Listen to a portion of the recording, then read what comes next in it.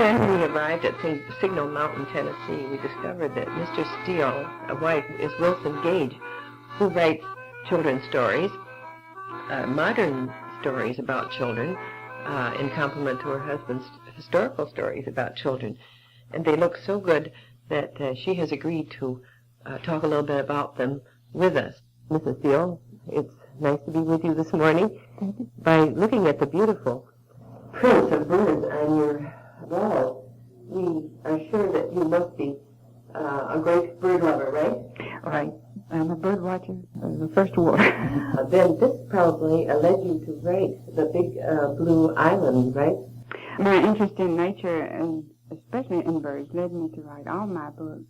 My second book was called The Secret of Crossbone Hill, and it was laid on the coast of South Carolina, where I spent my childhood vacations.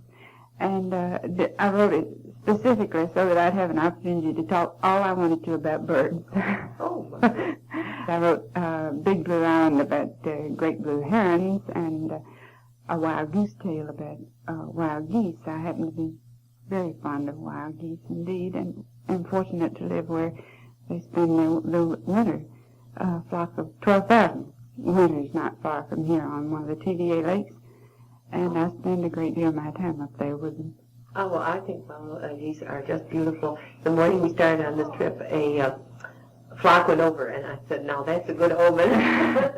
And it has been so far. It certainly is a good omen, and a lovely thing to see. I think a big flock going overhead is about the most thrilling thing that can happen. Well, it certainly is, and particularly in the spring when we see them come back to the north. Oh, this is just marvelous. Now, there are blue herons in this area? Great blue herons, oh yes indeed. We have almost all the herons that are native to America, I believe, in this area, and a good many big blue herons. You find them in among the geese in this reserve a few miles from here. There are, I've counted as many as 30 in with the flock of geese, and they're really marvelous birds, and I don't have quite the same feeling for them that I do for geese, but I like them very much. Well, and apparently you've written several mysteries. The Secret of Fiery Gorge, was that based on a true incident? Well, that was the result of my sister having read my second mystery and saying to me, "You cheat. There really isn't a mystery at all in your books. People just think there's a mystery." So I thought, well, now, that's not quite true, but I believe I could write a book like that. So I did write The Secret of Fiery Gorge, which is a story laid in the North Carolina mountains, and gives me another opportunity to talk about the birds and the flowers and the animals of my native country. And but it is a mystery. Don't be misled. I did think up a mystery. What was the second book? You said the other mystery that your sister said there was no mystery in, really. It was called The Secret of Crossbone Hill, and that's the one that was laid in South Carolina. Well, we're going to have to investigate those mysteries because they look very good. Now, that story of Dan and the Miranda, was that suggested by a real incident by any chance?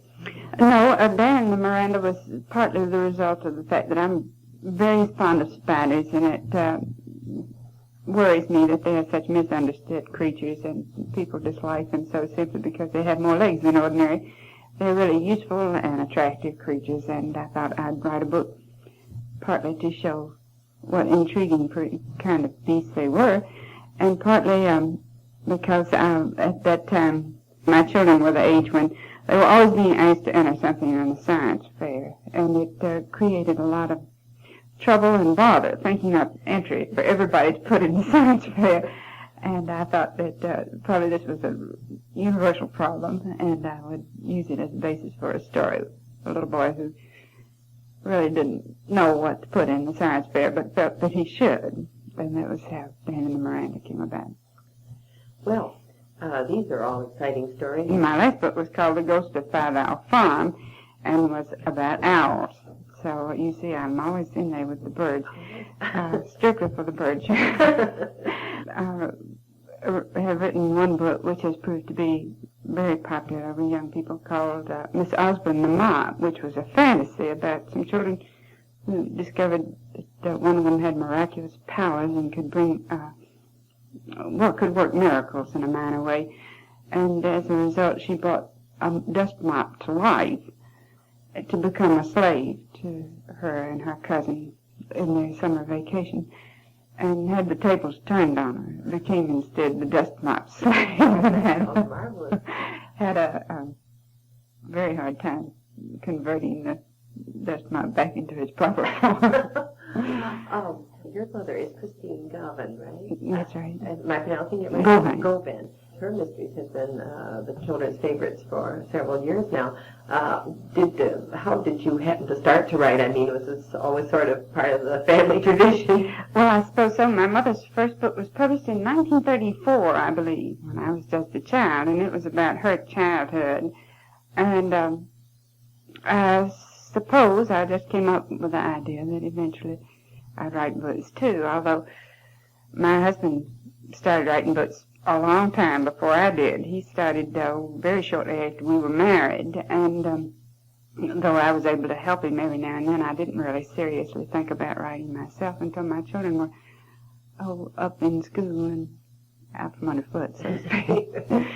We're looking for something interesting to do. Are either of your children interested in writing? All my children write well, but I don't think, with the possible exception of my son, who's 19, I don't think any of them have seriously considered it as a career.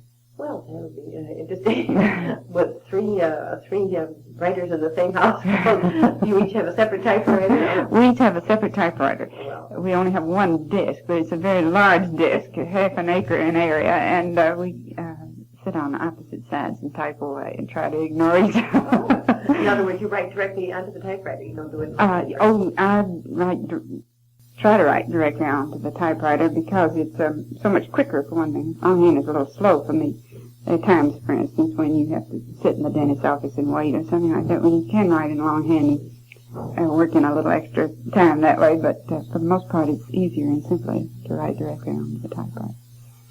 Well, this has been so nice talking with you, and I'm sure our boys and girls are going to be interested to hear about these bird books and your mysteries. And we do thank you. Thank you.